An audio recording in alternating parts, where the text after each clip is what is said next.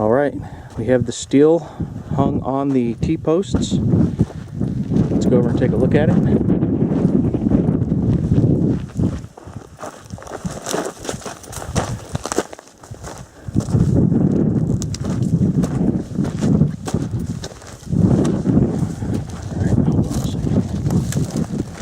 Alright, so I used two 7-foot T-posts.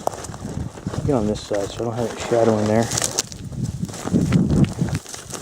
Like I said, the 7-foot T-post will pound in a little deeper.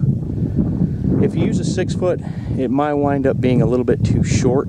So I like the 7s, which will put the silhouette at about normal height for a human.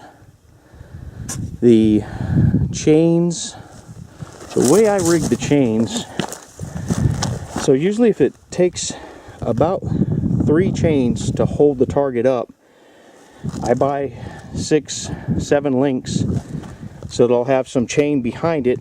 If for some reason someone shoots the chain accidentally, it's a matter of coming over here, loosening the bolts, and flipping around the links that you have left.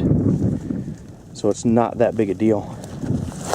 Another thing to point out, like I said, I kind of lean the posts as I drive them in, and then I do put an extra nut on the actual silhouette itself. So the whole thing leans just a little bit. I'm not sure of the actual angle, but with it swinging and leaning at a little bit of an angle, the majority of the splash from the bullet will go straight down into the ground. Alright, so that's how we hang it. Let's go back over and take one last look. And as I said, you're going to be able to shoot this target if you go through this little ditch and come back over. You might be at 10 yards, maybe somewhere right around there, 8 yards, 10 yards.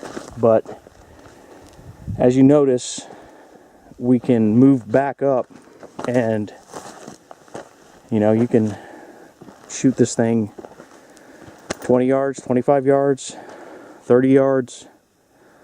Now as the range progresses, I will have several other targets in the 10-yard range, all the way out to about 100 yards.